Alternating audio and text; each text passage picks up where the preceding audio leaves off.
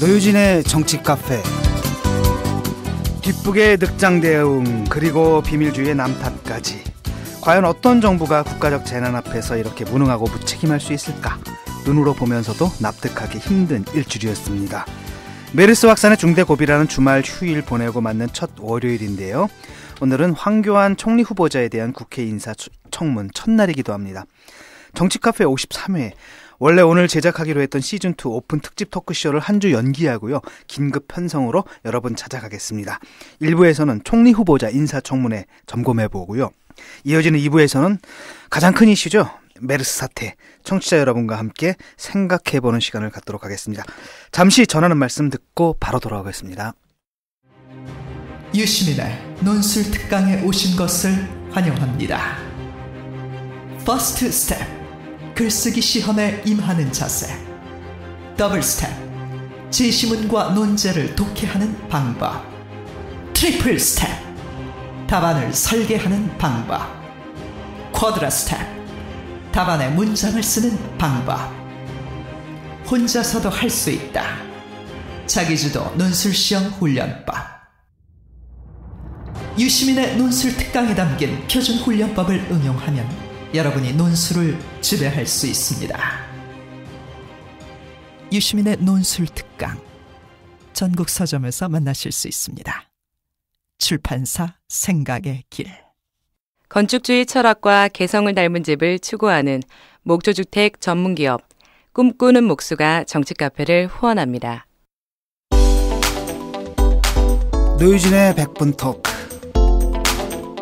오늘도 변함없이 노회찬 유시민 두 분 자리하셨고요. 그리고 국회 인사청문특별위원회 위원이시죠. 조금 전까지 청문회 계시다가 점심시간 이용해서 잠깐 시간 내주신 정의당의 박원석 의원님 나오셨습니다. 안녕하세요. 네, 안녕하세요. 예, 지금 오전에 질의 마치고 오시는 네, 길이죠? 그렇습니다. 예, 어떤 내용의 질의를 하셨나요?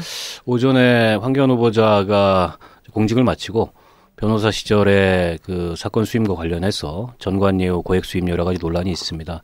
그 중에도 이제 사실상 그 법에 따른 절차에 따라서 변호사 선임계를 내지 않고 이른바 전화변론이라고 하는 변칙적인 형태로 변론을 했던 거에 대해서 추궁하는 질의를 했습니다. 예, 지금 뭐 국회는 어떤가요? 지금 메르스 때문에 뭐 어떤 분은 뭐 원래 격리자인데 뭐 나오고 뭐 이런 얘기가 있던데. 오늘 굉장히 바쁜 날입니다. 사실은 지금 오전에 국회 인사청문회만 있었던 게 아니고 메르스에 대한 그 현안 긴급 질의가 국회 본회의에서 있었습니다. 총 8분의 의원들이 질의에 나섰고 아마 오늘 오후쯤에 본회의를 열어서 메르스 관련 국회 특위 구성안을 가결하지 않을까 싶습니다. 예. 근데 뭐 자료 제출, 미제출이 뭐 62%인가? 뭐 제출이 62%인가는 헷갈리는데. 뭐 이번 청문회도 마찬가지고 역대 청문회에서 늘 문제가 됐던 게 부실한 자료 제출, 늑장 자료 제출, 때는 뭐 문계기 답변 이런 게 이제 청문회 대표적인 적폐였는데 황교안 후보자도 다르지 않았고 훨씬 더 심한 것 같습니다. 지금 박근혜 정부 들어서서 뭐 총리 순환사로 할 만큼 여러 명의 총리 후보자들이 도덕성 자질 문제로 낙마했지 않습니까?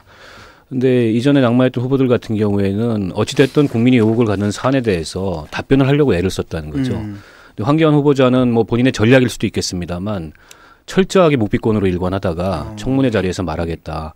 물론 뭐 그것도 그 후보자로서 검증에 대처하는 전략일 수는 있겠으나 그러면 자료라도 충실히 내야 될 거 아닙니까? 근데 지금 병역 관련된 의혹이나 또 변호사 시절의 수임 내역과 관련된 의혹이나 또 자녀에 대한 뭐 증여 의혹이나 또 여러 가지 의혹에 대해서 전혀 자료를 지금 안 내고 있습니다. 지금 온 자료라고는 봐도 뭐 누구나 사실은 그 접근할 수 있는 자료들이고 별로 쓸데없는 자료들만 사실상 와 있습니다. 근데 잠깐 얘기 듣기로는 그 뭐 연기가 된다 이런 얘기도 있지 않았습니까? 그것 때문에?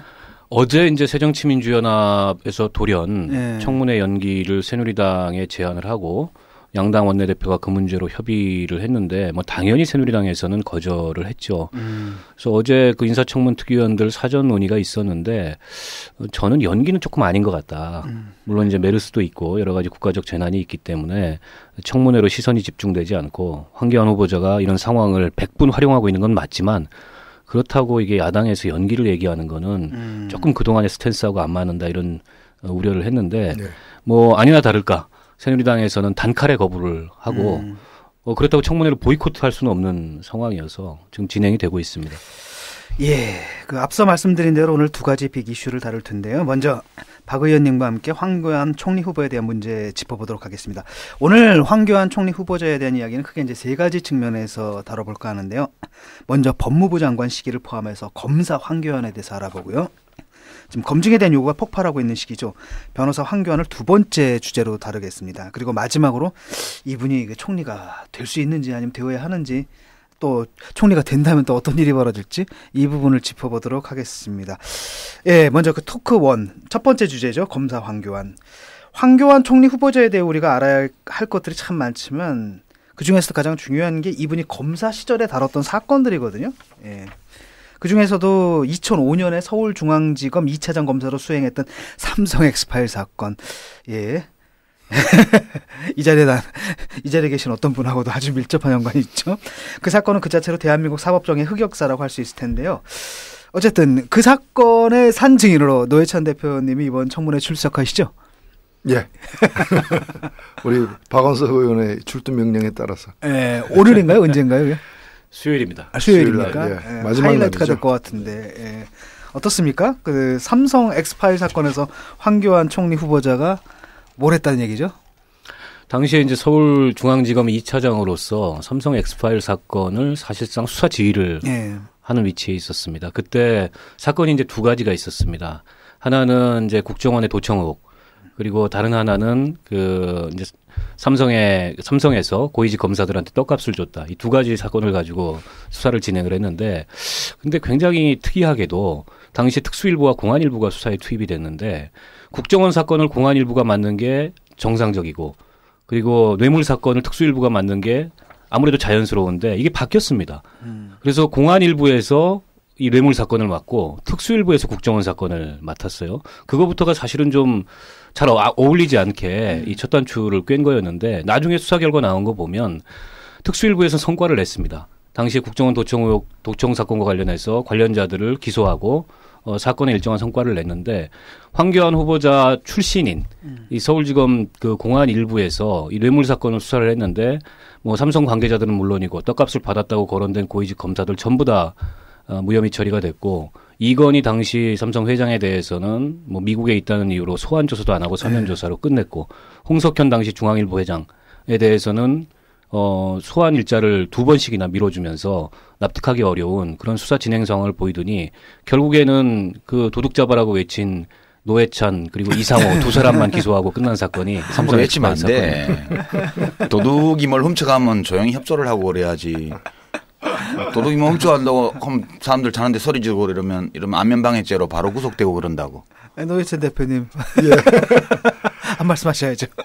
예, 뭐 방금 우리 박원석 의원께서 잘 설명해 주셨는데, 이제 2005년에 이 엑스파일이라는 게 이제 드러났어요. 그러니까 불법이지만 하여튼 도청에서 이제 녹음한 이 파일들이 드러났는데, 그 내용은 이제 97년에 대통령 선거를 앞두고서 한 1년에 걸쳐서 미림팀이, 미림팀이라는 구안기부 이제 내부 팀이 이제 그 도청을 한 겁니다.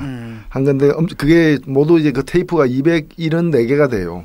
그 중에서 몇 개, 또 특히나 삼성과 좀 연관이 되어 있는, 사실 이것이 다 삼성 관계자들의 대화록만이 아니에요, 사실은. 온갖을 다 이렇게 그 국회의원들도 정치인들도 한 200명 이렇게 그 도청하고 막 이렇게 한 건데, 그 중에서 삼성 관계된 걸 골라가지고 삼성에다가 팔아먹으려다가 이제 안 팔렸던 겁니다, 이게. 그게 흘러들어온 거. 예, 그걸 이제 굴러다니다가 어떻게 다시 드러나게 됐는데, 문제는 그 내용 중에 이제 대통령 후보들에게 뇌물을 그 실무자들에게 전달한 것도 있고, 그다음에 특히 이제 그 중에서 그런 것들은 이미 다 드러났어요. 또 대통령 후보가 누구라는 거는 뭐 많지나가 아는 사실이니까 새로 공개될 이유도 없었던 것이고요. 다만 거기에 이제까지 드러나지 않았던 부분이 이른바 소위 뜻각 검사라 그래가지고 검찰 그 전현직 주요 간부들이 그 삼성그룹으로부터 돈을 받은 내용이 들어가 있어서, 특히 저는 이제 법사위 위원이었기 때문에 그 부분을 제가 공개를 하면서, 왜냐하면 거기에 이름 중에 현직 법무부 차관도 있었어요. 예. 그래서 법사위에서 그 이름을 공개를 하면서 귀하도 이 이름이 여기에 있는데 돈을 받았느냐. 그러니까 본인은 안 받았다 그러신 거예요. 자기는 돈을 안 받았다. 황교안 씨가요? 아니요. 그때 법무부 차관이. 법무부 차관이. 예. 놀래라. 예, 당시에 이제 법무부 장관은 황교안 씨는 그 당시에 이제 서울지검 제2차장이었고, 네. 그 김상희라는 그 법무부 차관인데 이분이 항상 보면은 이제 그 법사위 상임위원회 열리면 장관 옆에 앉아 있는 사람이잖아요. 그래서 이제 바로 또 저하고 한 1m 앞에 앉아 있기에 당신도 이름이 나오는데 받았냐 하니까 자기는 안 받았다는 거예요. 그리고 뭐 자기가 친인척 관계가 있긴 있지만 돈을 안 받았고 한참 얘기를 하더니 그날 회의 마친 뒤에 사표를 냈어요. 그 돈 안 받은 분이 왜 사표 냈는지 모르겠는데 이제 그런 식으로 진행이 된 건데 이제 문제는 어디에 있냐면은 당시에 그 우리나라 이 법조계의 다수설 그리고 우리의 법원에서도 받아들이고 있는 원칙이 있어요. 독수독과 예, 그거와 무관하게 사실은 소수설을 갖다가 황교안 당시 검사가 고집을 한 거예요. 그 뭔가 하면은 독수독과란 거는 그런 학설이 있지만 우리나라 법원에서는 인정 안 하거든요. 아, 그래요? 그러니까 유일한 증거가 아무런 증거도 없고 유일한 증거가 불법으로 취득한 증거일 때는 그걸 갖다가 그 유일한 증거, 불법으로 취득한 증거를 그 이유로다가 유죄의 증거로 사용할 수 없게 돼 있는 건데 다만 불법으로 취득했다 하더라도 그것을 수사의 단서로 해서 수사하다가 다른 증거가 나오면은 그 다른 증거를 가지고 기소가 가능하거든요. 그렇죠. 네. 그렇다면 이 엑스파일은 불법으로 수집된 증거지만은 이걸 수사의 단서로 해서 수사를 해서 뭐 통장 내역이라거나 뭐 이런 데서 뭐가 나오면은 그걸 가지고 기소를 하거나 아니면 없으면 안 하거나 이러면 되는데 수사 자체를 시작을 안 한 거예요. 안 하면서 그 이유를 갖다가 이거는 독수독하게 독이 들어가 있는 나무에서 열린 과실이니까 따서 안 된다. 이런 논리를 썼는데 이 논리는 우리나라 법정에서는 인정이 안 되는 거고 두 번째는 뭔가 하면은 미국의 이제 그 대법원 판례에도 나오는 건데 이것을 수사기관이 불법으로 이 사람을 유죄로 추궁하기 위해서 불법으로 수집을 했다면 예를 들면 수사기관 그 수사관이 몰래 범인으로 지목된 사람 집에 몰래 들어가 가지고 수사 자체를 불법적으로 했다면 가서 집에서 몰래 어디 구석에서 권총 하나 나는 발견했다라고 들고 나오면 그건 인정이 안 되는 건데 수사기관이 아닌 그 안기부가 불법으로 녹음한 걸 갖다가 이제 수사기관에서 압수하게 되어서 그걸 들여다보고 그 안에 나오는 여러 가지 범죄 혐의 사실에 대해서 수사하는 거는 마땅히 해야 될 일이라는 거예요. 근데 그걸 안 한 거예요. 근데 그래서 이거는 사실은 보면은 검찰로서 본연의 임무를 제대로 수행하지 못한 결국에는 그런 거대 권력들을 갖다가 또는 자신들의 어떤 그 검사 가까웠던 그런 사람들을 비호하기 위해서 한 거 아니냐. 단적인 예가 뭔가 하면은 황교안 장관이 그때 취한 입장이 뭐였는가 하면은 이것은 그 독수독과 이론에 의해서 불법으로 취득된 거기 때문에 이걸 가지고 수사를 하게 되면은 이걸 공개하는 꼴이 된다. 그러면 공개를 금지하고 있는 통신비밀보호법에 위반된다. 그런 이유로 수사를 안 하는 명분을 그렇게 삼았어요. 근데 제가 확인한 거는 뭔가 하면 그 법사위에서 그 실황 중계되고 있는 상황 속에서 제가 법무부 차관에게 당신 이름 여기 나오는 거 맞냐? 그러니까 자기도 그렇게 알고 있다. 그래서 당신은 어떻게 아냐? 당신 이름이 그 엑스파일에 나온다는 걸 아냐 했더니 대검에서 알려줬다는 거야. 그러면 대검에서는 이걸 수사하고 있는 사람들이 피의자인 사람에게 당신도 이 이름이 나왔기 때문에 피의자가 되고 있다라고 알려준 거고 그거는 알려주면서 그 내용을 가지고 정작에 수사해야 될 때는 수사를 갖다가 안 하는. 그건 난 이해가 되는데. 어떻게? 왜냐하면 우리가 그 유신 체제 때나 전두환 정부 때 우리가 아지트로 쓰던 자취방이 이제 경찰에 포착이 돼가지고 털리잖아. 보안사나 이런데. 그럼 잽싸게 친구들한테 거기 출입하는 친구들한테 연락해가지고 야 우리 주민등록증 변조한 거 거기 서류 다 모았는데 너 것도 들어갔다. 빨리 치워라. 피해라. 이런 거 다 알려주잖아. 그 심정하고 똑같은 거 아닐까? 그리고 도발을 왜냐면 공범이니까. 그러면 도발을 쳐야지. 그러니까 그렇게 얘기하고 도망가야지. 도망가야 되잖아. 네. 그런데 도망갈 때 혼자 도망가는 게 아니고 같이 위장 취업하는 친구들한테 알려줘야지. 이게 공범이라면 당연히 이런 의리가 있어야 되는 거고 저는 이걸 보면서 인간적인 측면에서 지극히 쉽게 이해가 되던데. 야, 사법적으로는 공범이다 얘기죠. 그렇죠. 그 얘기죠. 맞습니다. 너무 복잡하게 얘기를 했나? 그 삼성 엑스파일 장관에게 선량한 정치자들이 헷갈린다니까. 그 삼성 엑스파일 사건 외에도 이제 그 검사 시절하고 그 법무부 장관 시절 관여했던 사건들 또 있죠. 그래서 네, 이번에 좀 네, 주목해야 할 그렇습니다. 것들이 좀 네. 있습니다. 좀 소개해 주시죠. 뭐 잘 아시는 사건 중에 하나가 참여정부 때죠. 2005년에 강정구 교수, 네. 동국대 강정구 교수 국가보안법 사건을 당시에도 이제 서울중앙지검 2차장이었습니다. 황교안 씨가. 그때 지휘하면서 수사지휘권 문제로 천정배 법무부 장관하고 정면 충돌을 했었습니다. 당시에 이제 천정배 법무부 장관은 불구속 수사를 지휘를 했는데 당시 검찰 공안부와 이제 이 황교안 서울중앙지검 2차장은 구속 수사를 고집했고 결국에는 그 불구속 수사 지휘 명령이 내려지자 당시 김종빈 검찰총장이었던가요? 검찰총장이 바로 옷을 벗었습니다.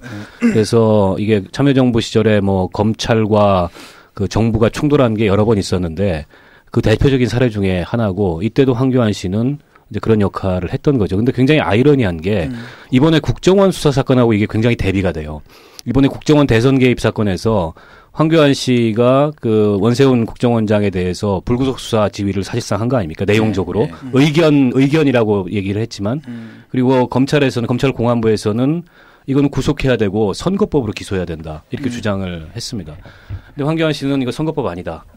이거는 그냥 국정원법 위반. 네, 국정원법 위반만 해당되고 그리고 불구속 사안이다. 그래가지고 결국에는 최동욱 검찰총장이 감찰을 받게 되고 감찰 들어가자마자 옷을 벗었던 사건인데 굉장히 이중적이잖아요. 그쵸. 당시에는 본인이 어쨌든 법무부 장관의 수사지휘에 반발해서 구속해야 된다 이렇게 주장했다가 정작 자신이 법무부 장관 돼서는 그것도 떳떳하게 수사지휘를 하면 모르겠는데 수사주의도 아닌 수사에 사실상 개입하는 방식으로 불구속과 선거법 미적용을 강요했다가 이게 이제 항소심에서 선거법이 적용되고 법정 구속이 되면서 사실은 황교안 씨는 굉장히 망신살이 지금 뻗친 아닌데 저는 이것도 이중적인 게 아니고 충분히 이해가 되는데 왜냐하면 황교안 씨 입장에서 보게 되면 원세훈 씨는 박근혜 대통령 탄생에 굉장히 큰 공을 세운 사람이잖아요. 그러니까 이거를 뭐 법률 용어는 공범이라 그러지만 그 이제 정치 용어로는 정권 창출이 동지잖아. 동지들끼리는 봐줘야지. 그리고 강정구 교수가 결국 그 건으로 이제 유죄 판결을 받았나요? 네. 뭐 좀 경미한 유죄 판결을 네, 받았죠, 네. 그죠? 뭐 그냥 불구속한테 재판 받아 집행유예인가 뭐 그런 거 받았나요? 네, 네. 그런데 그 집행유예 받았다면 구속할 사안 아니라는 거죠. 네. 근데 이렇게 구속하자고 하는 거는 요 박근혜 대통령이 싫어하는 사람이잖아. 그때는 아직 대통령이 아니었지만 이미 멀리 내다보고. 그때는 이명박도 대통령이 아니었습니다. 예. 근데 그렇게까지 멀리 내다보는 탁월한 선견지명을 황교안 씨가 하고 있어요. 난 충분히 이해가 돼. 넘어가야겠습니다. 가능성이 있는 사람이. 그런 식으로 하면 강정구 교수가 노무현 정권 창출에 기여한 바가 없기 때문에 무죄를 안 하고 써야 되는 거 아닌가? 그래서 안 봐주고 참여정부는 사법부의 독립을 너무 많이 보장했기 때문에. 청취자 여러분, 아니 강정구 교수 거는 사실은 그 저기 뭡니까 그 냉면 먹고 옥류관에서 냉면 먹고 또 그 대동강 맥주 그게 제가 볼 때 뭐 다른 맥주 먹었으면 안 그랬을 텐데 그 맥주 괜찮거든. 대동강 맥주 낮에 그 한두 잔 마시고 이래가지고 좀 오버하신 거지. 기분 좀 돼서 박명록에 좋은 얘기를 그냥 덕담으로 쓴 걸 가지고 국가보안법 하니까 그게 사실 사건이 될 수 없는 거죠 사실은. 그렇죠. 예. 그리고 한 가지 사건을 더 말씀 안 드릴 수가 없는데 그때 아마 99년, 98년 무렵이었습니다. 이게 삼성 엑스파일하고 연관이 있는 사건인데요. 서울지검 북부지청이죠. 당시에는 북부지검이 아니고 그때 형사 5부장인가로 있었습니다. 황교안 후보자가. 당시에 그 연예인들이 연루된 매매춘 조직 사건이 있었습니다. 그리고 거기에 이제 삼성 고위직 임원들이 성매수를 했다. 이래가지고 그 사건을 실제로 서울지검 그 서울 북부지청 형사 5부에서 수사를 했는데 다 무혐의 나고 이제 유야무야 됐어요. 그때 거론됐던 사람이 뭐 그 김영철 변호사의 그 책에 보면은 뭐 김인주, 최모모 이래서 굉장히 유명한 삼성의 최고위직 임원들인데 근데 이 사건이 시간을 훌쩍 뛰어넘어서 2013년도에 다시 회자가 됩니다. 그게 이제 한국일보가 황교안 후보자가 법무부 장관이 된 다음에 당시에 이 사건을 이렇게 유야무야시키고 뭉개면서 그 대가로 삼성에서 상품권을 1,500만 원어치를 수고했다 이러고 줬는데 그거를 황교안 씨가 혼자 다 먹었다. 부하들한테 안 나눠주고 혼자 다 먹었다. 이게 그거는. 복수의 사정당국 관계자에 의하면이라는 걸로 기사화됩니다. 그리고 황교안 씨가 이걸 갖다가 이제 그 명예훼손이라고 해서 소송을 걸어가지고 최근에 1심 판결이 났는데 1심 판결에서는 졌어요. 왜냐하면 이게 이제 입증을 못했기 때문에. 한국일보가 입증해야 되는데. 예, 한국일보가 입증해야 되는데 입증을 못했기 때문에. 근데 그 당시 취재를 했던 한국일보 기자를 제가 따로 만나봤는데 여전히 확신을 하고 있고 그리고 김용철 변호사는 안 나오겠다 자기는 법정에 이거 증언 안 하겠다. 그리고 당시에 거론됐던 복수의 사정당국 관계자들도 법정에서 증언을 못 하겠다. 이래가지고 결국에는 입증을 못했기 때문에 패소 판결이 났는데 알려지기로는 당시에 그 복수의 사정당국 관계자가 황교안 후보자하고 같이 일을 했던 검찰들이라고 그럽니다. 아니 그러게 뭐를 문제를 삼은 거예요? 뭐가 명예훼손이라는 거야? 그 1,500만 허위 원어치 사실에 의한 명예훼손. 그러니까 뭐가 허위 사실이라는 거예요? 1,500만 원어치의 상품권을 받은 게 허위 사실이라는 거예요? 아니면 그치. 그걸 부하들하고 나눠 쓰지 않고 혼자 인마이 포켓한 게 허위 사실이라는 거야? 둘 다 허위 사실이라고. 내가 볼 때 두 번째 게 정말 심각한 문제일 것 같은데. 그렇지. 굉장히 심각한 문제죠. 아니 그러니까 또 그걸 받고 사건을 나눠 무마해 썼으면 준 거. 사건은 안 됐을 겁니다. 사건을 무마해 준 그걸 받고 사건 무마해 준 거는 범죄잖아요. 아 그거는 이제 흔히 있는 일이지만 그거를 무마 대가로 1,500만 원 상품권을 받아갖고 수사팀 검사한테 나눠주지도 않고 혼자 먹는다는 거는 정말 이례적인 거거든. 첫 번째는 그거는 심각한 명예훼손이야. 첫 번째는 그렇죠. 첫 번째는 사법적으로 범죄인데 이건 워낙들 많이 하니까 워낙들 많이 하는 거야. 이거는. 도덕적 분노가 많이 일으키는데 그렇지. 이 두 번째 아니 먹고 혼자 먹는 거는 진짜 나쁜 거야. 이거는 도덕적 분노가 우리 일으키는 좌파들이 거지. 볼 때는 특히 나쁜 거지. 혼자 먹는 거는 나눠 먹어야지. 분배정이 말 되나? 하도 어이가 없으니 이렇게라도 말을 해야지. 이걸 진지한 얼굴로 어떻게 이야기를 하겠어요. 근데 재밌는 또 이 부분도 있어요. 그 부분이 뭐냐면은 그 김현희 사건. 네네네. 그 수사검사 아니요? 수사검사였습니다. 수사검사였죠. 공안일보에서. 근데 그때는 이제 거의 말석에 있었던 수사검사. 그게 88년도 사건이기 때문에. 아무나 그 말석에 가나. 네, 황교안 후보자가 무슨 사건의 떡잎부터 알만한 사람이어서 거기 간 그렇겠죠. 거야. 그렇긴 그렇지. 하지만 사건의 키를 쥐고 있었다고 보긴 어렵고 거기서 배웠겠죠. 이제 이렇게 하는 거다. 저는 그렇게 생각됩니다. 아니 이미 장래가 촉망되기 때문에 글로 간 거야. 아 그렇죠. 그건 뭐 그 이후의 경력도 그럼. 이제 대부분 공안통으로 쭉 왔기 역시 때문에 전두환 정권이 사람 보는 눈이 있어. 노태우 정권이었습니다. 근데 그때. 거기서는 뭐 그런가요? 88년이기 때문에. 88년. 아니지 그 대선 전 87년에 사건이 터졌고. 자 그리고 또 하나 굉장히 재밌는 게 있는데 지금 노회찬 대표님이 이게 그분하고 좀 동창이시죠? 친구라며. 친구로. 어디 가서 친구라고 하지 마십시오. 아니 A man is known by his compagnon에서 친구를 보면 그 사람을 안다. 그죠. 우리 옛말에 친구를 보면 그 사람을 안다 그러는데. 아니 그게 아니고 시냇물이 있는데 독사가 그걸 먹고 독이 되었고 소가 먹고 우유가 됐는데 그럼 독사하고 소하고 친구입니까? 같은 시냇물 먹었다고. 그러니까 아니 같이 학교에서 어울려 다니면서 막 이야기도 하고 했을 거 아니야. 아니 근데 그때부터 우리는 살아가는 방식이 달랐어요. 뭐 소위 말하는 철학과 노선이 달라가지고 뭐 우리는 이른바 시국파였고 그 시국 사건 대학생들 데모하고 뭐 유신에 대한 어떤 규탄 이런 데 관심이 많았고 그래서 실제로 그 우리 고등학교 2학년 때인가 저 민청학년 사건 때 네, 맞죠. 그 대학생 언니 뭐 그 누나 뭐 그 형님 이런 사람들이 길거리에서 유인물을 갖다가 이렇게 누런 봉투에 넣어가지고 나눠줬어요. 그 적십자 완장 차고 우리는 뭐 헌혈하자 이런 캠페인 하는 줄 알고 우리 반 한 학생이 그걸 들고 교실에 들어와서 툭 던져놓은 거야. 그 애들이 저 뭐야 하고 열어보니까 유인물이 이만큼 들어가 있는 거야. 그날 휴교령 내리고 막 그랬을 때 위수령 내리고. 그래서 우리는 즉각 어떻게 했는가. 교실 문 안에서 닫아. 선생 못 들어오게 안에서 딱 다 잠그고 그걸 가지고 이제 계속 읽어가면서. 그 운동권 영재라니까 우리. 세미나를 하셨네. 세미나. 읽어가면서 하고 그래서 학교는 오전 수업만 하고 끝나버리는 일이 있었는데 그런 일이 있을 때. 그때 황교안은 뭐 했어요? 학도호국단 연대장.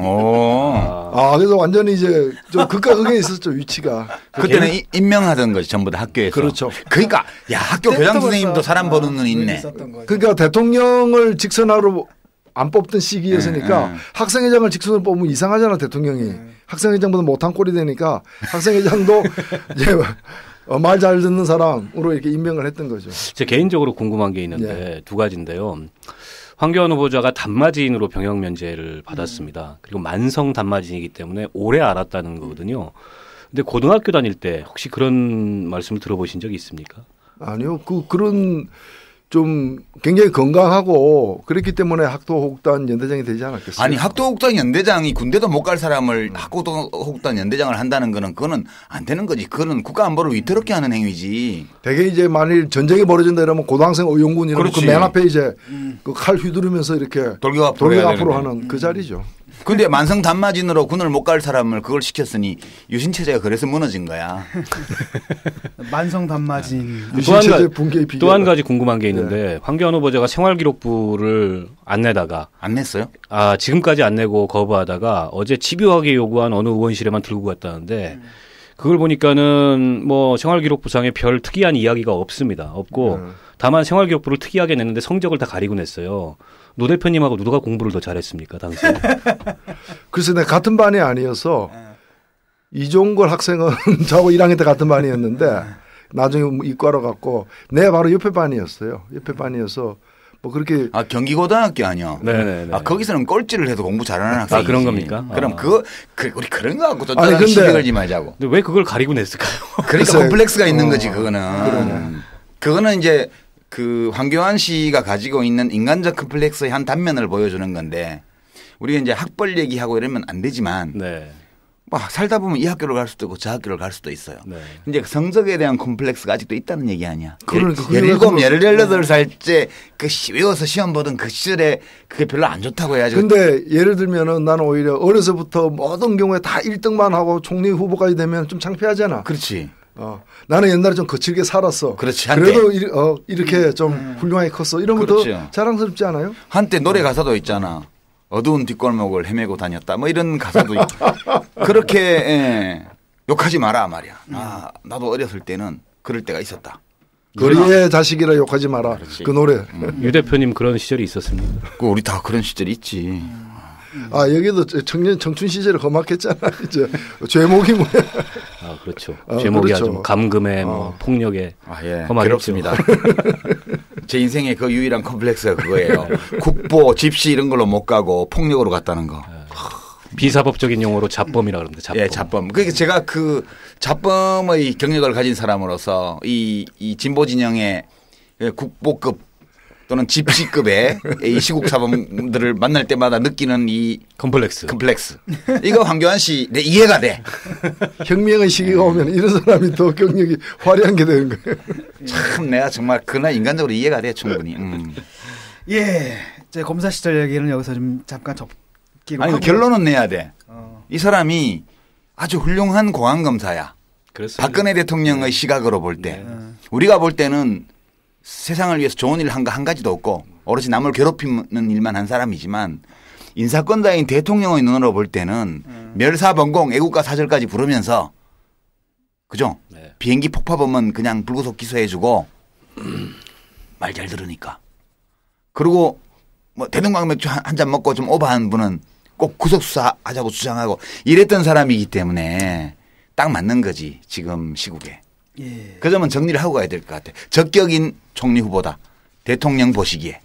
그러니까 근데 저야 좀 또 다른 뭐 개인적인 인연이 있어서 이렇게 보면은 동시대에 커서 여기까지 이제 나이가 들었는데 좀 시대의 흐름에 역행하는 그런 사고를 가져왔던 민주화 시대에 민주화 편에 서 있기보다는 그 탄압하는 그 경찰 방패 뒤편에 서 있었던 거고 제가 알기로 아마 학교 다니면서 데모 한 번 안 했을 거고 그다음에 국가보안법 철폐안이 많으니 막 그럴 때 국가보안법 강화하자는 쪽에 서왔고 책도 썼죠. 그럼 한국의 뭐 현대사가 다 그러니까 이런 공안검사가 있을 수 있는 거죠. 다만 지금 공안검사를 총리로 시켜야 될 때인가. 어찌 보면은 지금 박근혜 대통령 입장에서 지금 다른 영역의 전문가 내지 전문성이 있거나 경륜이 있는 사람보다도 공안 출신이 더 총리가 맞는데 더 적합하다고 판단했다라고 우리는 그렇죠. 해석해야 되는 거잖아요. 그럼 공안 정국으로 이끌어 가겠다는 것인지 그거죠. 아니 그럼 우리가 그렇게 해석을 해야죠. 오늘 아침에 황교안 후보자가 이제 모두 발언을 하고 의원들 질의에 답변을 했는데 첫 번째 그 질의로 나선 의원이 대통령이 총리로 황교안 후보자를 임명한 뜻이 뭐라고 생각하느냐 이랬더니 굉장히 사실은 재미있는 답변을 했습니다.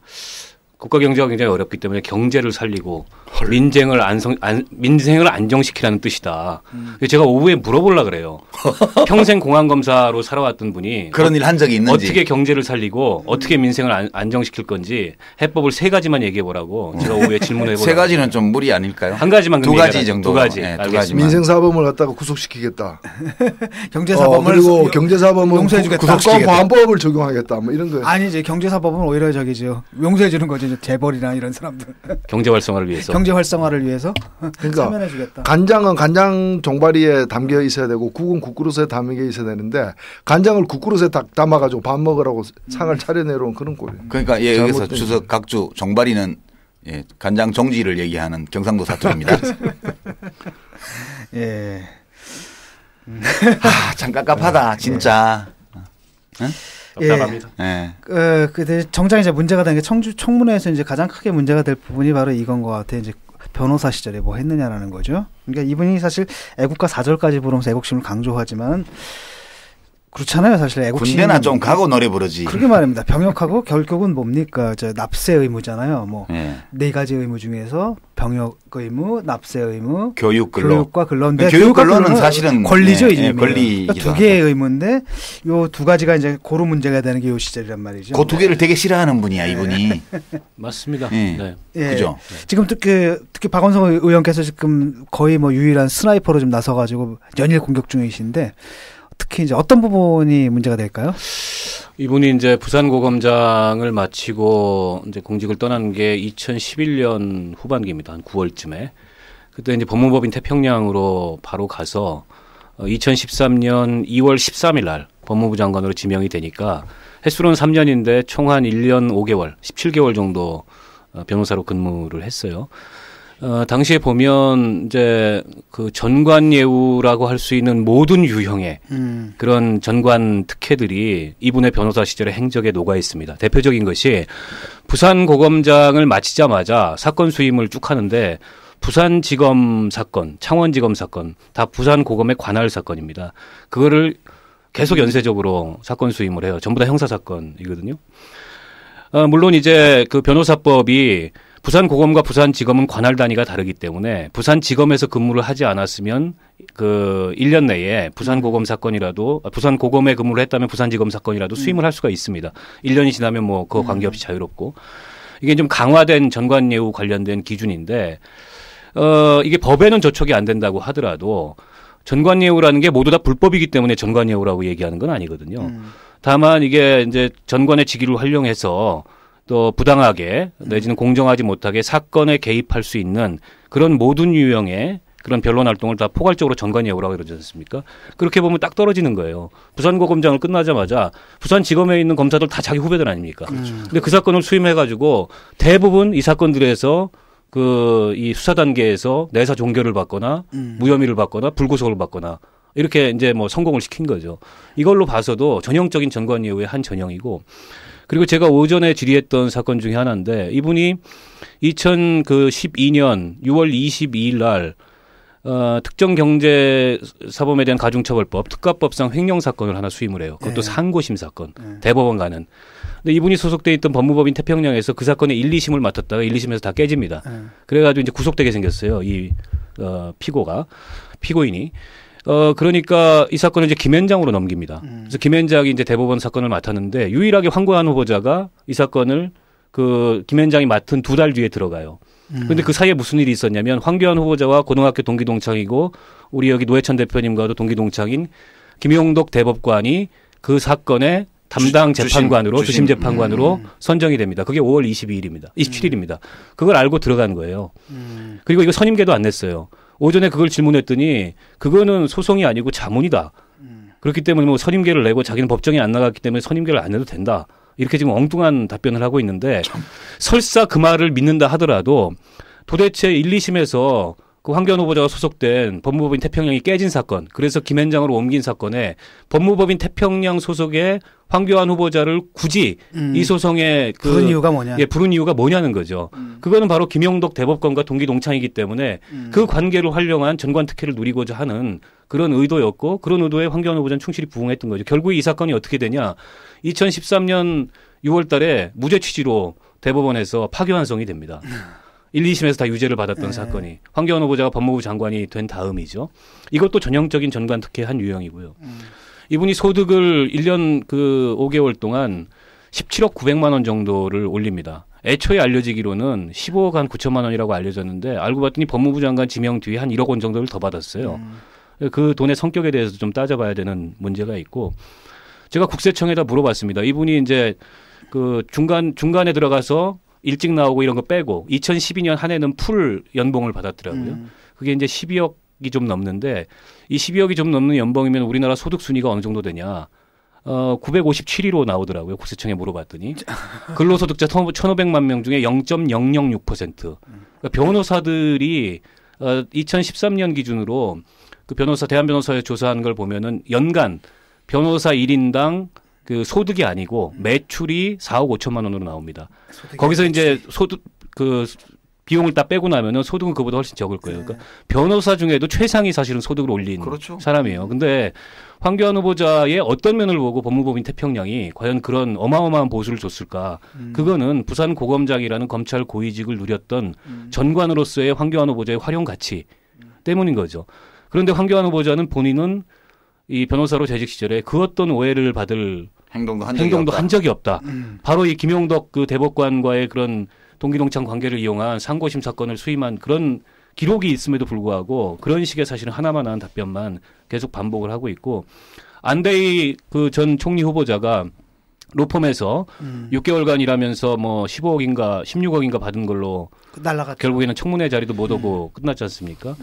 안대희 후보자는 굉장히 지금 와서 생각해 보면은 그 사람은 양심적인 사람이에요. 못하게 한 게 잘못된 거야. 양심적인 사람입니다. 당시에 어쨌든 우여곡절은 있었지만 국민들 앞에 사과하고 또 사회 환원이겠다 해가지고 뒤에 보니까는 거의 10억 가까운 돈을 여기저기 기부를 했더라고요.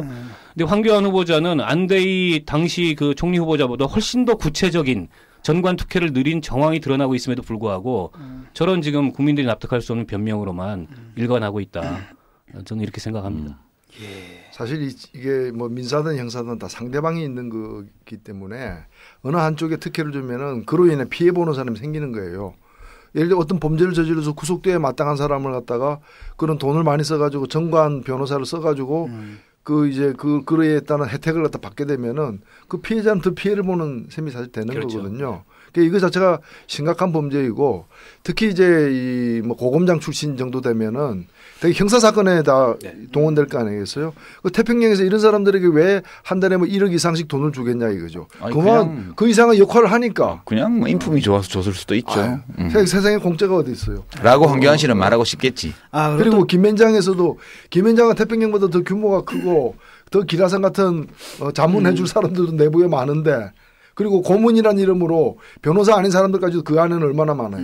그들에게도 한 달에 수억씩 이렇게 줘가면서 거느리고 있는데 다른 데 있는 사람을 갖다가 자문 받으려고 한다는 게 말이 안 되는 거죠. 그 사건이 이제 특가법상 횡령 사건이었는데 당시에 이제 1, 2심에서 태평양이 지고 상고심에 김현장이 그 사건을 수임했는데 3명의 변호사가 선임계를 냈는데 그중에 한 명은 대법관 출신이세요. 그러니까 특가법상 횡령 사건의 사실관계에 뭔가 김현장이 실력이 없거나 내지는 법리상의 조력이 필요해서 황교안 후보자를 무슨 자문이든 아니면 소송을 맡긴 건 하지 않았을 거라는 거죠. 그렇죠. 황교안 후보자보다 더 급이 높은 전관인 대법관 출신이 있는데 그건 바로 김용덕 당시 대법관, 주심 대법관과 황교안 후보자의 사적 인연을 활용한 그런 전관 변론을 하기 위해서 선임을 한 거고 황교안 후보자는 그걸 응한 거고 아마 어마어마한 수임료를 받았겠죠. 그러니까 우리나라에서 경기고등학교 같은 명문 고등학교 옛날에 나와서 사법시험 합격하고 군대는 면제받고 검사로 평생 살면서 이제 생각이 좀 개성 있는 사람들 잡아넣고 이런 거 평생 하던 사람이 차관급 검사장이죠. 차관급 지내고 나와서 이렇게 전화 한 통 해주는 걸로 억대 수임료, 자문료 이런 걸 받아가면서 사는 게 일반적인 건가 봐요. 우리나라에서 이게 그런 사람들한테는. 일반적이라 봐요. 우리 경기고 출신은 그런 친구들 많을 거 아니에요. 우리 같이 듣보잡 평정한 출신들은 잘 모르는데. 소하고 뱀이 어떻게 친구인지 내가 계속 얘기하고 있잖아. 그래도 그 소 옆에 뱀들 많이 왔다 갔다 하잖아요. 뱀 좀 보셨을 거 아니에요? 뱀 좀 봤을 거 아니에요. 우린 보지도 못했어. 하여튼 근데 나는 사실은 그 학교에서 배운 대로 살아왔거든요. 그러다 보니까 딱 이렇게 됐는데 학교에서 배운 대로 안 하면. 그게 지금 선생님 원망하는 거예요? 내가 원망하는 게 아니죠. 나는 뭐 지금 있는 자리를 후회하지 않으니까. 좋은 선생님 만나서 잘 배워가 여기까지 왔다고 생각하는 거예요. 그리고 또 하나 질문이 있는데 이제 네. 기사를 보니까 그런 얘기가 나오더라고요. 그 뭐 119건 가운데 변호사 시절에 수임한 거, 그 중에서 19건에 대해서 법조윤리위원회에서 이거 뭐 수임 내역이 아니라 자문 내역이기 때문에 국회에 공개할 법적 근거가 없다고 거부하고 뭐 그래가지고 뭐 현장 방문하고 뭐 이런 얘기들 들은 것 같거든요. 너무 참 무슨 얘기입니까? 어이없는 그 19금, 이야기인데요. 네. 19금 얘기. 그 변호사법이 그 황교안 후보자 법무부 장관 청문회 이후에 한 차례 개정이 됩니다. 황교안 후보자가 법무부 장관 청문회에서 하도 자료를 안 내가지고 이른바 황교안법이라는 게 만들어집니다. 그래서 고위공직을 지낸 그 변호사들은 사건 수임과 관련된 기록들을 법조윤리위원회에 제출을 하고 법조윤리위원회는 국회가 공직 인사 자료로 그걸 요구를 하면은 제출하도록 돼 있습니다. 그런데 법조윤리위에서는 119건을 황교안 후보자와 법무부인 태평양이 그쪽에 낸 거죠. 자기의 수임 기록이니까. 근데 그 중에 19건은 송무가 아니고 소송 사건이 아니고 자문 사건이기 때문에 못 주겠다. 근데 변호사법 어디에도 소송과 자문을 분리해 놓은 그런 법 조항이 없어요. 수임 기록이라고만 나와 있습니다. 그러면 자문도 수임이고 소송도 수임이거든요. 그런데 그거를 갖다 안 주는 이유가 뭔가 이렇게 들여다봤더니 법조윤리위원회가 하는 얘기가 그 8가지 항목에 대해서 후보자는 뭐 8가지가 아니고 훨씬 더 많은 항목에 대해서 후보자는 세부적인 기록을 내는데 그중에 국회가 요구하면은 8가지 항목에 대해서 내게 돼 있어요. 근데 8가지 항목 중에 대표적인 게 수임 날짜, 그다음에 관할 법원, 그리고 그 사건 처리 결과, 사건명 이 4가지입니다. 근데 자문은 관할 법원이라는 게 없지 않냐. 그렇기 때문에 법률적으로 이거 낼 의무가 없다. 말하자면 이런 논리예요. 지금 법조윤리위원회가 그 자료를 거부하는 게. 근데 법조윤리위원회 그 자료를 제출한 자료 제공의 당사자는 황교안 후보자입니다. 그렇기 때문에 설사 법조윤리위원회가 그 자료를 함부로 공개하면 변호사법 위반으로 처벌을 받게는 돼 있습니다. 그렇기 때문에 법조윤리위원회가 형식적으로 그런 주장을 할 수 있는데 황교안 후보 당사자는 이렇게 국민적인 의혹이 증폭돼 있다면 이른바 그 19금이라고 하는 자료를 법조윤리위원회 양해를 얻어서 제출을 할 수 있는 거예요. 자기가 스스로 직접 내면 제출하면 되잖아요. 그걸 지금 국회에서 요구하는 겁니다. 그리고 국회의원들이 그걸 국회 의결을 통해서 이거 중대한 공익상의 목적인 거죠. 국회 의결이라는 거는 법조윤리위원회 가서 열람하겠다. 그 자료를 카피해가지고 우리가 보겠다는 것도 아니고 열람하겠다고 했는데 그런 중대한 공익상의 목적을 가지고서 국회가 의결한 그런 의결마저 법조윤리위원회가 거부했다는 것은 상식적으로 이건 납득할 수가 없는 일입니다. 왜 그러죠, 법조윤리위원회에서? 그 19건의 19금에 어떤 19금 내용이 담겨 있는지는 모르겠지만 아마도 외부로 공개됐을 때 매우 곤란한 그런 내용이 담겨 있기 때문 아니겠습니까? 근데 상식적으로 그게 생각해 보면 자기들이 곤란한 거예요? 그런 것도 황교안 있지만 후보자가 곤란한 거겠죠. 아니지. 근데 이 사람들은 왜 황교안만 곤란한 게 아니에요. 예, 아마 왜냐하면 법조가족 전체가 법조가 곤란할 수도 있습니다. 법조가족 전체가 이렇게 먹고 살거든. 네. 아니 사실 그러니까 솔직히 정관이후 오케이. 예. 첫 번째는 이런 거죠. 그러니까 쉽게 말하면 그 법조윤리위원회 윤리협의회하고 황교안과의 어떤 유착관계가 있는지 여부. 또 하나는 두 번째로는 뭐냐 그런 유착 관계가 없다 하더라도 이게 법조인 전체 걸린 문제이기 때문에 좀 난감한 경우. 법조윤리협의회는 변호사법에 의해서 설립된 독립기구입니다. 그리고 법무부 장관과 변호사회와 그다음에 대법원 이렇게 위원들을 선임하도록 돼 있고 예산도 3군데에서 나옵니다. 법원행정처하고 법무부하고 그다음에 변호사회에서 그렇기 때문에 독립된 기구로서 그 위상을 갖고 있긴 하지만 사실상 황교안 후보자가 임명한 위원이 3명이 들어가 있는 거예요. 그거 다 법조인들이잖아. 그리고 경력 25년 이상의 법조인들이 위원이 될 수가 있습니다. 그리고 현재 위원장은 이홍훈 전 대법원장이죠. 그러니까 사실 뭐 사적으로 다 연관이 있는 사람들이 아니에요. 아니 사적으로 없어도 이건 어떻게 해석해야 되냐면 우리가 옛날에 읽던 못된 책에 보면 그 러시아 속담 하나 있는 거 기억나는데 함께 쓰는 우물에 침 뱉지 말라 그런 속담이 있어요. 왜냐하면 언젠가 그 물을 자기도 마셔야 되니까. 이게 지금 그 정관예우와 관련되어 있는 이거는 일종의 제도화된 비리잖아요. 그렇습니다. 아까 노 대표님이 말씀하셨지만 누군가를 특혜를 주면 그 반대쪽에 피해를 보는 사람이 생기는 거예요. 혹은 공익의 피해를 이제 대가로 해서 하든가 그런 건데 그걸 가지고 돈을 만들어서 먹고 사는 측면이 많거든.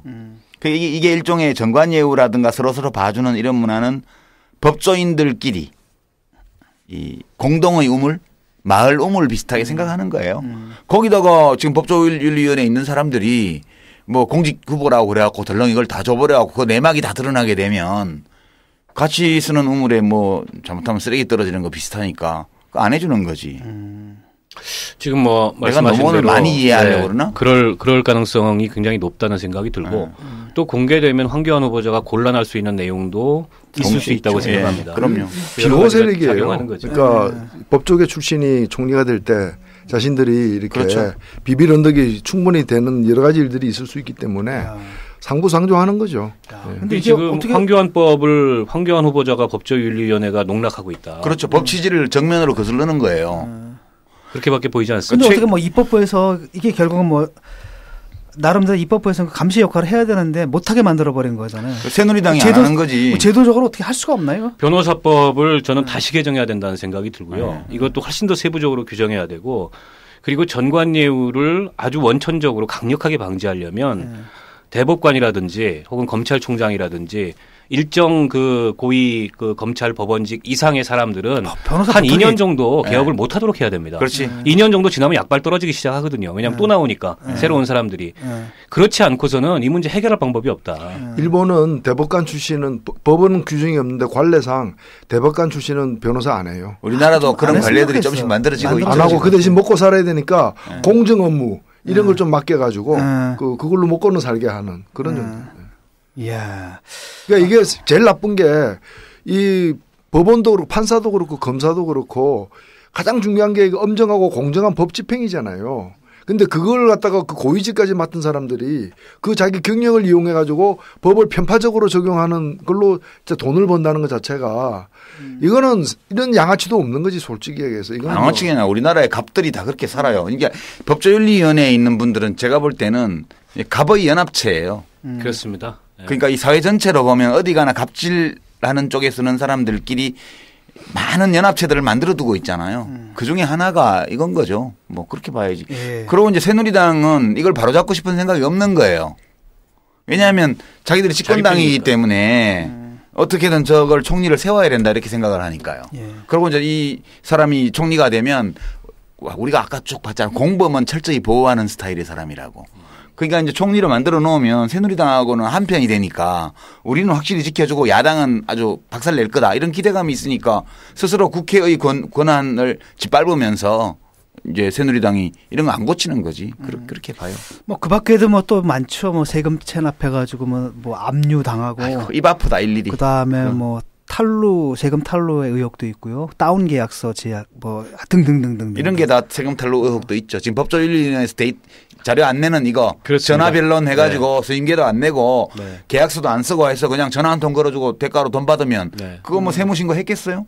그런 거지. 이런 것들이 지금 다 걸려야 되는 검증이 돼야 되는데 지금 그 국회에서 청문회 한다고 이게 좀 나올까요? 일단은 뭐 청문회가 오늘 내일 이틀 동안 황교안 후보자에 대한 신문이 있고 모레 이제 증인신문이 있는데 오늘 내일 이틀 동안에 최대한 제기된 의혹들이 그 소명이 되고 혹은 뭐 그 규명이 될 수 있도록 최선을 다하는 수밖에 없다는 생각이 들고요. 황교안 후보자의 태도는 근데 철저하게 본인은 법과 원칙에 따라서 했다. 오해받을 만한 행동을 하지 않았다. 이 얘기를 녹음기를 틀어놓은 것처럼 반복을 하고 있습니다. 이게 사실은 굉장히 다루기 어려운 상대예요. 뭔가 자기가 했던 행위에 대해서 자기 정당성을 소명하거나 앞뒤 사실관계를 설득력 있게 얘기하려는 게 아니고 법과 원칙, 오해를 받을 만한 행동을 하지 않았다. 불법 행위는 없었다. 이걸 반복하니까 무슨 벽을 놓고 얘기하는 거 자기 스스로 자동기계가 되는 그런 거죠. 느낌이 듭니다. 그건 이제 우리 대통령의 코드잖아 그게. 전두환 정권 때 정의구현 사회 써놓고 이제 계속 그 반복하는 셈이죠. 지금 새누리당 그 이번 청문위원들 보면 사실 새누리당 뭐 국회의원들도 다 뭐 비슷합니다만은 청문위원들 보면은 똑같은 케이스인 사람들 그런 길을 걸어왔던 사람들이 많죠. 지금 뭐 청문위원장을 포함해서 그러니까 국회의원이 아니었으면 정관을 누렸을 또는 국회의원 되기 직전에 정관을 좀 누렸던 대형으로 포함해서 그리고 그 검찰을 그 수십 년 동안 검찰 그중에서 공안과 기획통으로 커왔던 사람들이 지금 위원과 위원장으로 이렇게 앉아 있는 거죠. 네, 맞습니다. 참. 예, 한심하네요. 예. 좀 갑갑한데요. 이게 시대의 풍경이에요. 예, 좀 이제까지 황 총리 후보자의 문제점 쭉 살펴봤습니다. 근데 뭐 아시겠지만 뭐 이제까지 배출한 낙마 총리들 이 사람들의 사유들을 다 합친 것, 그 이상을 좀 갖고 있는 인물이라는 평가가 과하지 않을 것 같습니다. 근데 문제는 지금 뭐 또 메르스도 있고요. 어떻게 좀 이상해진 것 같아 분위기가. 예, 그 노유진이 이 방송을 좀 더 빨리 했어야 됩니다. 청문회 당일 들어서 할 게 아니고 한 지난주부터 황교안 검증 특집을 한 3차례 정도 하셨어야 되는데. 아니 근데 저는 솔직히 이렇게 생각해요. 황교안 씨를 총리시켜도 나라가 크게 망할 일도 없고 크게 더 흥할 일도 없어요. 지금까지 총리 없이 2달 가까이 지냈는데 아무 일이 없잖아. 뭐하러 총리를 굳이 시키려고 시끄럽게 만들어. 이런 생각이 다 들어요. 그러니까 총리 임명 안 하는 게 차라리 어떻게 보면은 국민들 좀 덜 필요하고. 그렇지. 최소한 봉급이라도 절약되지. 네. 그래서 오늘 내일 이틀 동안 그 청문회에서 지금 제기된 의혹들의 진위를 실체를 가리기 위해서 어쨌든 최선의 노력을 야당은 다 할 거고요. 근데 지금 뭐 새누리당이나 정부 여당의 태도는 황교안 후보자가 무슨 현행범으로 체포될 그런 범죄 사실이 나오지 않는 이상 무조건 밀고 간다. 그렇죠. 이런 지금 태도입니다. 그렇기 때문에 이게 어떤 의혹이 드러나고 황교안 후보자가 거기에 대해서 제대로 해명하지 못하고 국민들이 고스란히 그 의혹에 대해서 여러 가지 문제의식을 갖고 있어도 총리로 임명될 가능성이 현재로서는 굉장히 높다. 그래서 저는 남은 이틀 동안이라도 물론 메르스 사태도 있고 여러 가지 지금 국가적 현안들이 있긴 합니다만 국민들이 많이 관심을 좀 가져주셨으면 좋겠고 또 황교안 후보자가 지금 해명을 못하고 있는 그리고 어떻게 보면 사실을 감추려고 이렇게만 하고 있는 사실들에 대해서 좀 주목해 주시고 하셨으면 좋겠다 이런 말씀 드리고 싶습니다. 최소한 그 안대희 문창극 두 분이 억울하지는 않게 만들어야 된다. 저는 그런 목표를 가지고 청문회에 임하고 있습니다.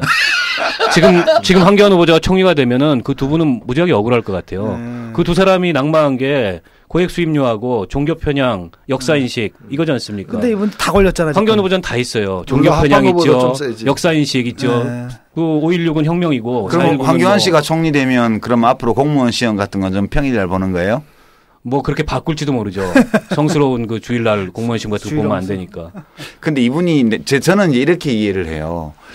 이제 만성 단마진이 좀 아까 제가 이제 노 대표님한테 고등학교 때 그래 연대장 어떻게 했냐 그러는데 그게 좀 잘못 말했네요. 보니까 오전에 청문회에서 그 얘기 나왔는데 대학 들어간 이후 발병했대요. 그것도 알 수가 없습니다. 학도국단 연대장 때는 괜찮았대요. 대학 들어와서 그래서 그게 뭐 그리고 17년 동안 치료받았대요. 그러니까 필요한 기간 동안 그 병을 앓았다는 거. 그게 이제 저 예비군까지 다 끝나는 시간. 예, 그 필요한 기간만 딱. 병이 참 기발하네. 맞춤형 발병이라고. 기간 맞춤형 발병. 그런데 이제 참 우연히 그렇게 된 건데 이런 오해를 받으니까 참 억울하겠죠. 황교안 씨가? 근데 태어나가지고 피부병 때문에 군대 못 갔다는 얘기 처음 듣. 아니 근데 저는 이분이 좀 이해가 되는 게 이해가 된다는 게 좋다는 뜻이 아니에요. 그냥 이런 사람이라면 이렇게 살 수도 있고 이렇게 말할 수도 있겠구나라고 생각이 드는 거는 이제 오전 청문회에서 했던 말 중에 이제 만성 단마진으로 병역 면제를 받은 거에 대해서 뭐 좀 빚진 마음으로 살고 있다는 식으로 얘기를 해요. 그래서 애국가를 사절까지 부른지도 모르지. 군대를 못 갔으니까. 그리고 병역 의무를 제대로 못한 것 이렇게 표현했는데 전혀 안 한 거지 제대로 못한 게 아니잖아요. 네, 전혀 안 했죠. 전혀 안 했죠.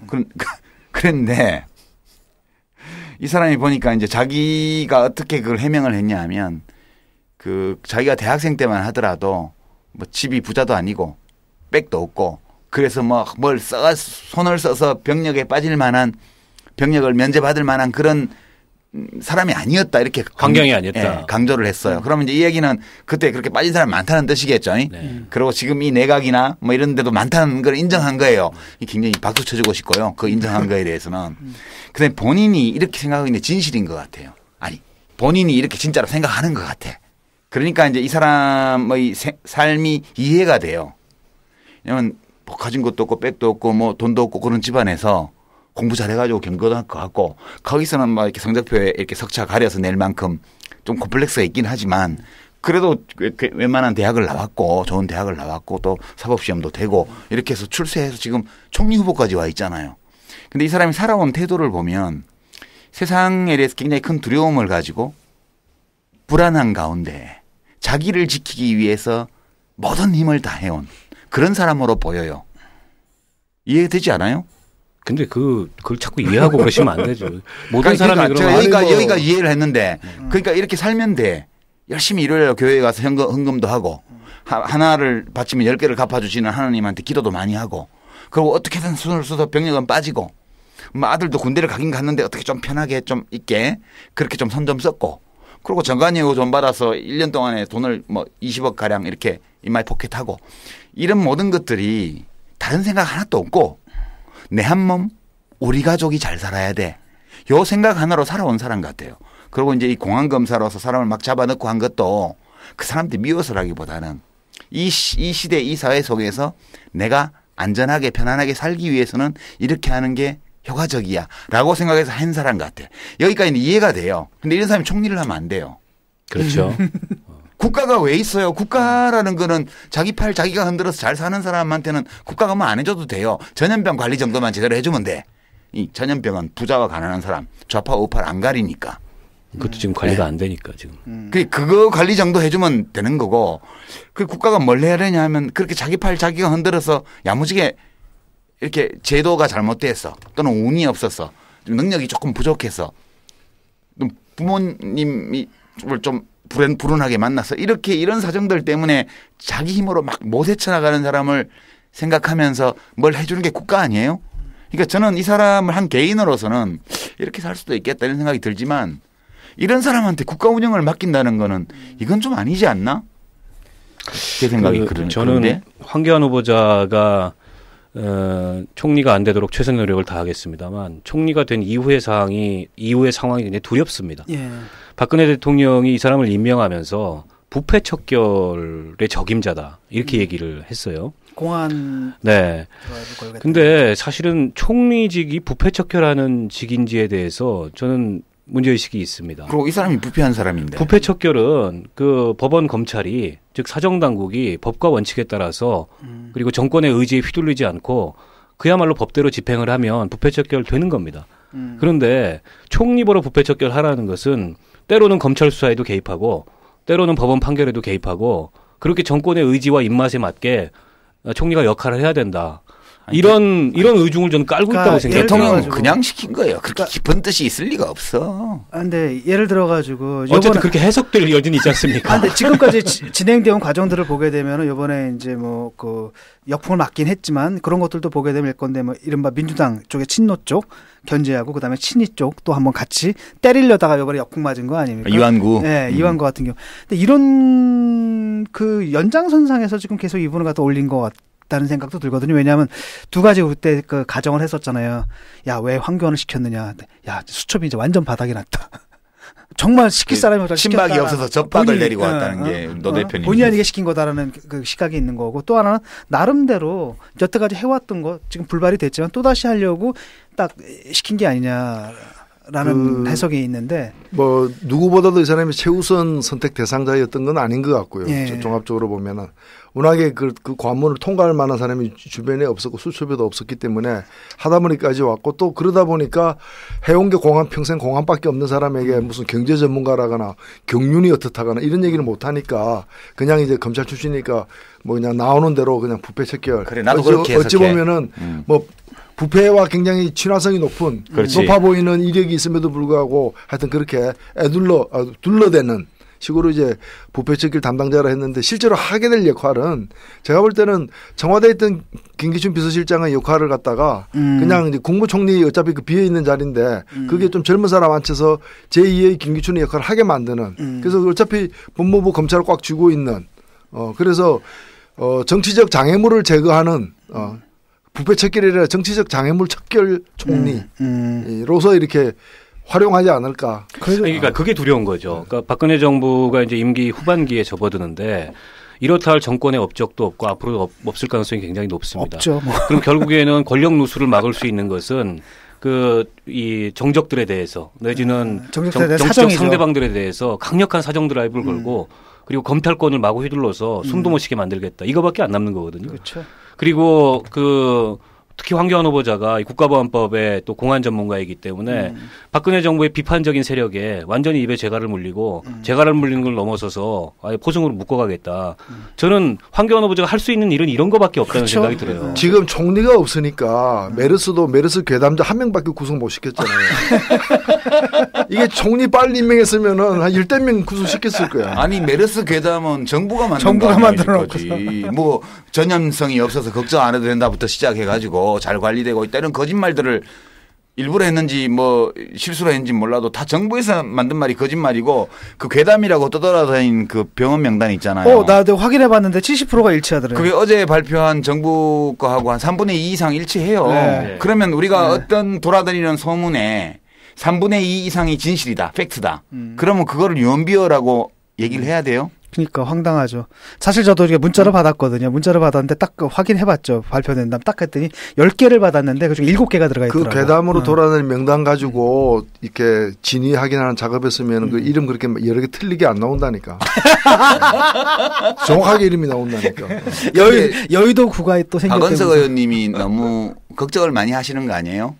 저는 사실은 좀 그런데 누가 총리 되나 별 상관이 있냐 우선 그런 생각 하나 있고요. 왜냐하면 어떤 총리도 실권을 가질 수 없어요. 지금 박근혜 대통령 밑에서는 어차피 의전 총리, 대독 총리예요. 그러니까 뭐 대통령 박근혜 대독 이렇게 읽는 거. 총리가 대통령 대신에 가서 치사, 기념사 이런 대신 사과하고. 네. 그러면 이제 대신 사과도 하고 때로는. 그러니까 대독 총리, 의전 총리예요. 권한을 달라고 하는 즉시 대통령하고 이게 어그러지기 때문에 사실 누가 있으나 별 차이가 없다. 그리고 이완구 전 총리도 그냥 잠시 동안 나대기만 했지 뭐 권한 행사한 건 없어요. 그 점 첫 번째고 두 번째는 재갈을 물린다고 한번 물려보지. 이런 거 있어요. 저는 한번 물려봐 그럼. 사실 우리가 박정희 정권 때나 전두환 정권 때 뭐가 겁났어요? 밤중에 몰래 데려다가 거꾸로 매달아서 몽둥이로 때리거나 물속에 집어넣거나 이런 게 무서웠잖아요. 아니 사실 징역 살고 이런 거는 네. 별로 안 무서웠어요. 네. 오히려 교도소 가니까 되게 좋더라고 나는. 그때 80년 5월 달에 안양교도소로 딱 넘어가니까 합수부에 있다가 아무도 안 때리는 거야. 너무 좋은 거예요. 아니 그러니까. 근데 지금이 그때보다 더 무서울 수도 있어요. 왜요? 지금은 그렇게는 안 하지만은 메르스 같은 거 막 확산시키잖아요. 오히려 훨씬 무섭잖아요 이거. 아니 근데 저는 이제 저는 그 별로 안 나는데. 우리 이제 검찰권 네. 특히 이제 이 사정의 핵심이라고 할 수 있는 검찰권이 늘 권력으로부터 자유롭지 못하고 뭐 권력의 신여라고 할 만큼 그래 왔던 게 지금 대한민국의 검찰이지 않습니까?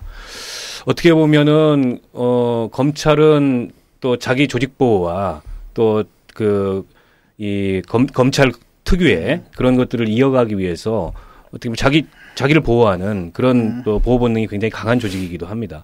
근데 이 황교안 씨는 평생 검사를 했고 그리고 지금도 검찰에 막강한 영향력을 미치고 있고 가뜩이나 우리 검찰권이 왜곡되게 행사돼서 특히 이게 이제 그 정권과 맞물려서 어떻게 보면 우리 민주주의나 정치를 왜곡시키는 그런 형태로 작용을 해왔는데 황교안 후보자가 법무부 장관을 넘어서 총리가 된다.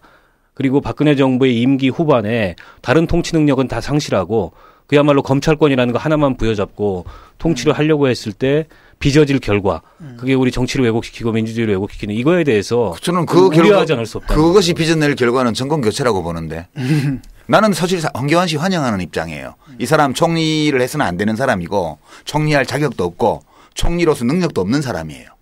그렇게 난 확신하고 있지만 그럼에도 불구하고 이 사람 총리 되는 거는 어차피 누가 총리 되나 박근혜 대통령 밑에서 별 차이도 없는데 차라리 이렇게 황당무계한 사람이 총리 되는 게 나을지도 몰라. 이른바 혁명적 패배론.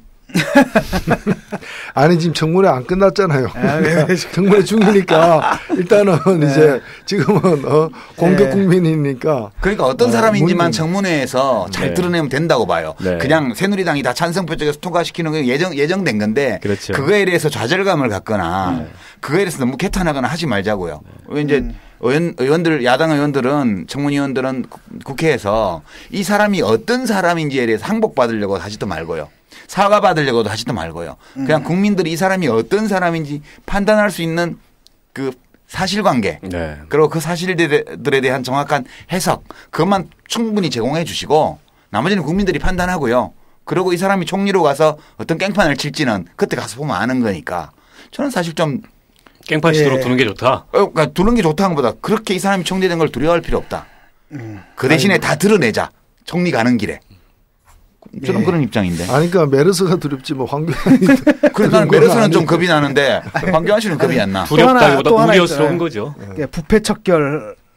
사실 업적이 이 정권의 업적이 없진 않아요. 그러니까 부패 척결한 데라 정말 척결했잖아요. 이완구 씨가 나와서 총리가 스스로를 셀프 척결하는 이런 빛나는 업적을 거뒀는데 결국은 뭐 사정을 한다 하더라도 그 사정이 칼이라는 게 어디로 불똥이라는 게 어디로 튈지 모르는 이런 측면도 좀 있는 것 같은데 확실히 지금 그런 것 같습니다. 말씀하신 대로 뭐 사실 박근혜 정권 들어와서 1년은 뭐 국정원 대선 개입 문제 가지고 보냈고 두 번째는 세월호 그다음에 마지막에 습상시 이번에는 이제 성완종, 이완구 메르스. 그다음에 이제 메르스 다 보내고 결국 이제 뭐 통치할 수 있는 기가 1년 남았는데 뭐 할 수 있는 길 없고 그러다 보니까 결국은 이제 이런 사람 내세워가지고 뭐 사정을 하겠다라는 건데 그 부분에 대해서 걱정하는 것과 걱정할 필요 없다는 견해를 좀 나눴고 나는 안 무서워. 그 판단은 청취자 여러분들께 맡기도록 하겠습니다.